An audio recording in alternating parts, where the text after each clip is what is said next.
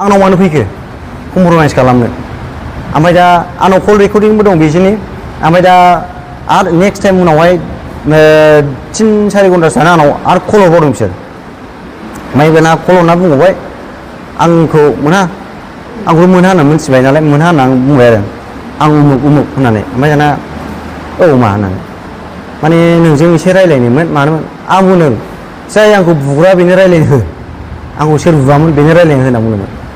बिसोरथ' एसे साइडआवसो दं मायावसो दं बिदि होनदों आरो बिसोर दा ओमफ्राय आङो बे मानसिखौ कल हरो आंनो बे गियान बसुमतारी बे नामखौ मिथियो आं दा आं जायखौ केस होदों बेनि नामाव बे आंखौ बुदों गियान बसुमतारीया ओमफ्राय बे लावथि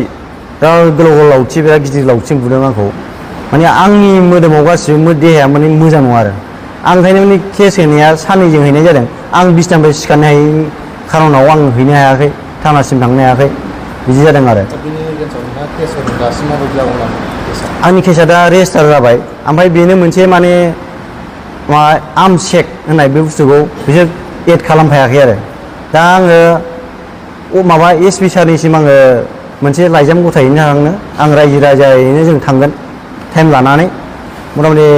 साननैसो थानानै आङो एसपि सारनिसिम थांगोन आरो रायजो राजाखौ लानानै लाथाहरो आंनि लोगोसो आंनि लोगो माने आंजों माने माखासे समाव बियो लोगो जादों बेबो बारा गोबाव नङा 6-7 मासनि लोगो आरो आंहा बेजों जेबो सोमोन्दो गैया खालि आङो दादाबाय हिसाबै जों लेंलाय लोगो जायो आरो बेनो आङो माने आंनि लोगोफ्रा जुदि आंखौनो बिदि फान्दायै सानदोंबा आंनाव गासिबो थर्न दंजोबो आरो बिसिनि माबाया आं ओंखायनो आं गेलेलांगोन आंनि केसा दा रेजिस्टार जाखाबाय नालाय आं सम आरो थासारियासो आंखौ माबासिगोन आरो फोरमायसिगोन मा जालाङो उनाव गामिनि रायजो राजाफोरा नोंथांजों माबायदि सापर्ट खालामो आंनि गामिनि रायजो राजाफ्रा आंखौ बिराद माने आंखौ सापर्ट होगोन आंहा मिजिं दं रायजो राजाजों माने आसा दं रायजो राजाया दा आंजों ओंखारदों ओंखायनो ज' दा रायजो राजाया आंखौ बुंनानै आंबो जस जासिनबाय दा माने आङो एसपि सारनिसिम रायजो राजाया आंखौ बोलो होगासिनो दं आरो माने माबासिम एसपि सारनिसिम माबानो आंजों जे गारियाव दंफायोमोन बिसोर दोनना फैनाय लोगोआ आंखौ सासेया फन खालामबाय आंनाव फन खालामनानै लेंहरनानै आंबो आलाय सिलाय जाथाबाय आंखौ बिमाबो बिफाबो बिब'आ बिसियाबो आंखौ सैला रायबाय थाबाय आंखौ अयथासार खालामबाय थाबाय होननानै गाव बुंनायखाय आं अननानै आं होनबालाय फैदो आंनि फार्म हाउस दं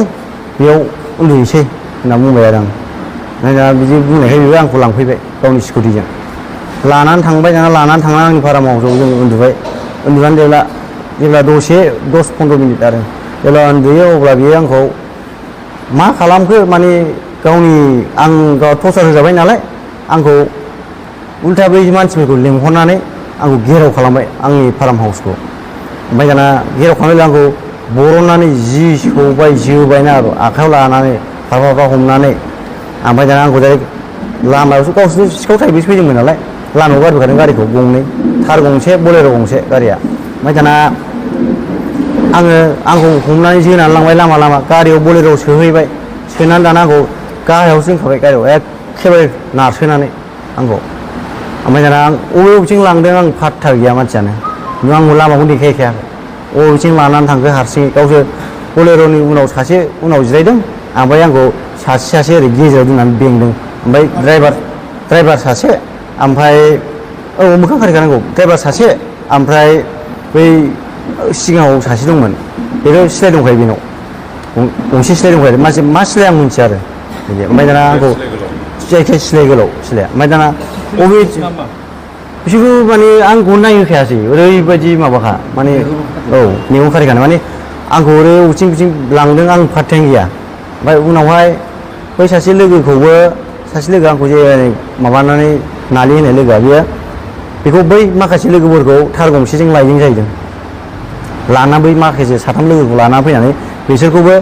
बेयाव लाबोनानै बुफैबाय आंनि फारामाव आंखौ जेब्ला ओरै गिदिं लानानै फैनानै बुनानै लाना फैयो फारामनि लांगोनायाव लाखिफैनानै आंखौ बोख्लायनानै जायगायावनो बिराद होबाय आरो लावथिजों दोखो बुबाय आंनि लोगोखौबो बुजोबदों गासिखौबो